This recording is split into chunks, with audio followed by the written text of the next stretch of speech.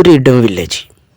അവിടെ നടക്കുന്ന, അതായത് ആ വില്ലേജ് ഒരു വൈറലാണ് പൊട്ടുന്നതും, പിന്നീട് ആ വില്ലേജിലേക്ക് കുറേ ഡീമൻസ് വരുന്നതും, പിന്നീട് ആ ഡീമൻസിനെ കൊന്നോ അതോ ഇവരെ കൊന്നോ എന്നൊക്കെ മനസ്സിലാക്കാൻ നമ്മളെ ഹീറോ എനിക്ക് എന്ത് പറ്റി, നമ്മളെ ഹീറോയ്ക്ക് എന്തായാലും പവർ ഉണ്ടായിരുന്നോ എന്നൊക്കെ നമുക്ക് മനസ്സിലാക്കാം. അപ്പോൾ പോകല്ലേ ഈ കഥകളുടെ ആ മായ ലോകത്തിലേക്ക്. പേര് പറയാൻ മറന്നു. 2026 പുറത്തിറങ്ങിയ ഡീമൺ ദ ഷാഡോ എന്നാണ് സിനിമയുടെ പേര്. പോകല്ലേ ആ മായ ലോകത്തിലേക്ക്. ഒരു വില്ലേജ് കാണിക്കുന്നു. ആ വില്ലേജിൽ പ്രസവിക്കാൻ നിൽക്കുന്ന ഒരു ലേഡിനെ കാണിക്കാണ്. അപ്പോൾ നമുക്ക് അറിയാം, ഇപ്പോൾ നീ പ്രസവിക്കില്ലേ എന്ന് പറയുന്നു. അതായത് നീക്ക് ജനിക്കാൻ പോകുന്ന കുഞ്ഞുങ്ങൾ ഡീമൻസിനെ കൊല്ലാൻ പറ്റുന്ന കുഞ്ഞുങ്ങളാണ് എന്ന് പറയുന്നു. അത് ഡീമൻസിനെ കൺട്രോൾ ചെയ്യാൻ പറ്റുമെന്നൊക്കെ പറയുകയാണ്. നിങ്ങളെന്തോ ഈ പറയുന്നത്, ഇത്ര നേരം പിടിച്ച് കമ്മിട്ടില്ല എന്ന് പറയുന്നു. അപ്പോൾ പറയണേ പിടിച്ചു നിന്നേ പറ്റും, ഡീമൻസിനെ കൺട്രോൾ ചെയ്യാൻ പറ്റുന്നതാണ് വരാൻ പോകുന്നത് എന്ന് പറയുന്നു. പിന്നെ രാവിലെ ആകുമ്പോൾ രണ്ടാളെ കാണിക്കുന്നുണ്ട്. അപ്പോൾ തന്നെ ഇതെന്താ ഇങ്ങനെ എന്ന് വന്നിട്ട് അവിടെ കൈ വെച്ച് സങ്കടപ്പെടാണ്. അപ്പോൾ ഇതിൻ്റെ പേരാണ് മഞ്ഞമുടിയുള്ള ആസ, മറ്റേ യൂറോ, അതുകൊണ്ട് പേര് മാറിപ്പോവും, അതുകൊണ്ട് പറയാണ്. പിന്നീട് കുറച്ച് വർഷം ശേഷം അവിടെ അമ്പ് ചെയ്തിട്ട് ഒരാൾ അമ്പ് ചെയ്യുന്നു. അങ്ങനെ ഇപ്പം ഞാൻ നമ്മുടെ കഥയിലെ ഹീറോ ആകർഷിത വീട്ട് ഡ്രാഗൻ്റെ ബലിയാണ് എന്ന് പറയാണ്. അവനക്കറിയുന്ന കാര്യം അവന് പറഞ്ഞു.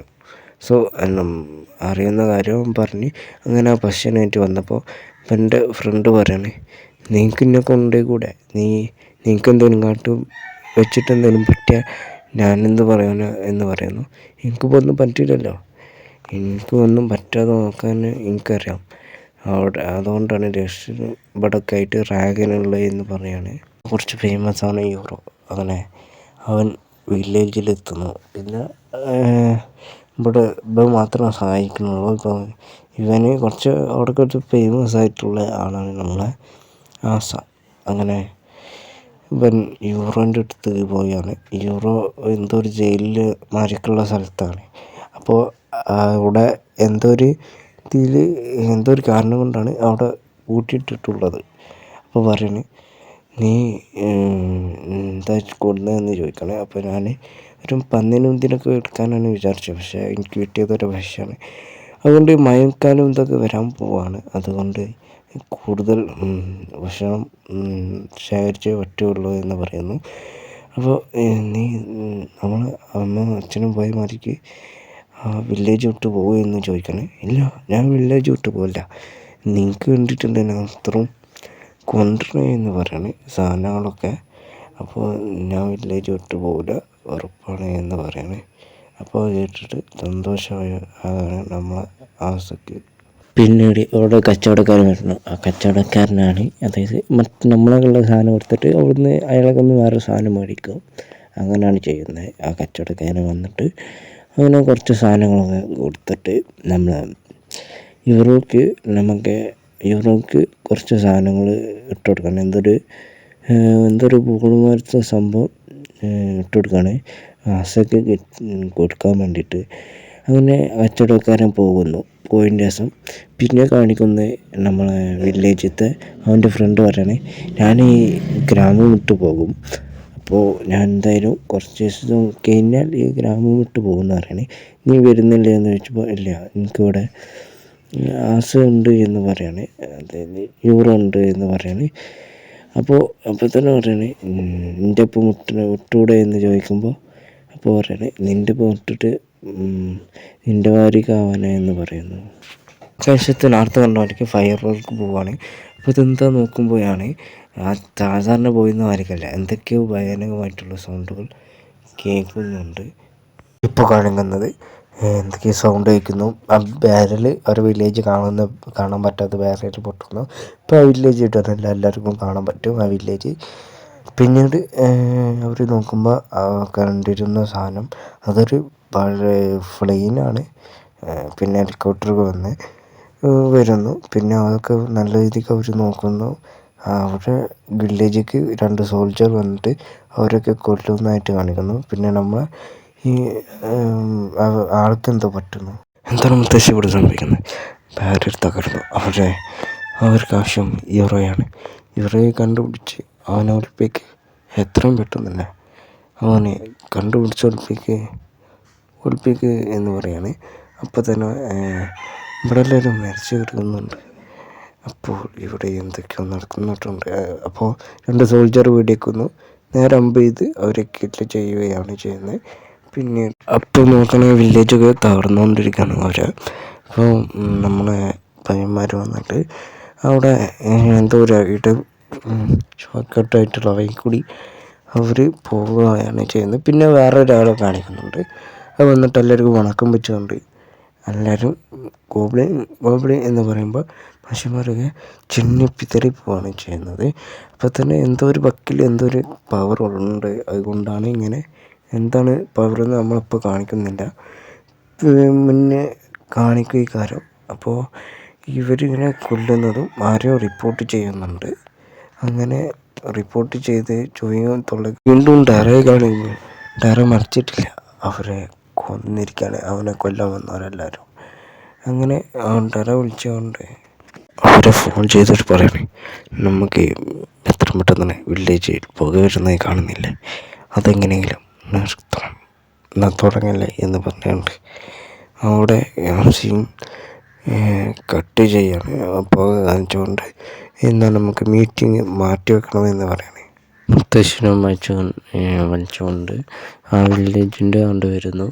അപ്പം തന്നെ അവിടെ ഒരു ഗൈഡിൽ ഒട്ടമാരിക്കും ഒരാളെ കാണുന്നു. അവിടെ ഒരു ബ്ലാസ്റ്റ് സംഭവിച്ച് കഴിഞ്ഞിരിക്കുകയാണ്. അങ്ങനെ യൂറോക്ക് നല്ല പരിക്കും കാര്യങ്ങളൊക്കെ തന്നെ ഉണ്ട്. അപ്പോൾ തന്നെ ആസ വന്നിട്ട് പറയാണ്, ഇത് ഞാനാണ് ആസ എന്ന് പറയാണ്. അപ്പോൾ യൂറോ പറയാണ്, എന്തൊക്കെയാണ് നിങ്ങൾ പറയുന്നത്? അപ്പോൾ അതാരാ ഇത്? അപ്പോൾ നിങ്ങളാരാ? അതാരാ? എന്തൊക്കെ കുഴപ്പിക്കുന്ന ആരെങ്കിലും ചോദ്യങ്ങൾ അവിടെ ചോദിക്കുന്നുണ്ട്. അപ്പോൾ ഇവിടേക്ക് എന്താണ് സംഭവിക്കുന്നത് എന്നറിയാതെ അവന് ആകെ വണ്ടറടിച്ചിരിക്കുമ്പോൾ അവന് പെട്ടെന്ന് അമ്പ് ചെയ്ത് കൊല്ലാൻ നിൽക്കുമ്പോൾ അവിടുത്തെ ഒരു പേരിലൊരു ബ്ലാസ്റ്റ് തന്നെ പൊട്ടിത്തെറി തന്നെ ഉണ്ടാവുകയാണ്. ജോർജിനൊക്കെ കൊന്നിട്ട് അങ്ങനെ മുന്നോട്ട് പോവുകയാണ്. മുന്നോട്ട് പോകുമ്പോൾ ആ ചുവപ്പ് തൊട്ട് അതിനെ കാണുന്നു. അരെ വാ, നീയാണല്ലേ ഇത്രയും കുഴപ്പങ്ങളൊക്കെ ഉണ്ടാക്കി വെച്ചിട്ടുള്ളത്. ഓ, നിനക്ക് ഇത്ര വലിയ പല്ല എന്ന് പറഞ്ഞിട്ട് അതിനെ ഷൂട്ട് ചെയ്യാനായിട്ട് നിൽക്കണേ. അപ്പോൾ ഈ പല്ലാണ് ഇത്ര നേരം ജനങ്ങളെ കൊന്നുകൊണ്ടിരുന്ന ഈ ഒരു പല്ലാണ്. അപ്പോൾ ഈ പല്ല് കണ്ടതും അവന് തെന്നി മാറുന്നു. പിന്നെ അവിടുന്ന് പല്ലിനെ ഷൂട്ട് ചെയ്തു, ഒന്നും പറ്റില്ല എന്ന് കണ്ടപ്പോൾ കിരണിട്ട് ഇട്ട് എറിഞ്ഞിട്ട് വലിയ അവിടുന്ന് മുങ്ങുകയാണ് അവൻ ചെയ്യുന്നത്.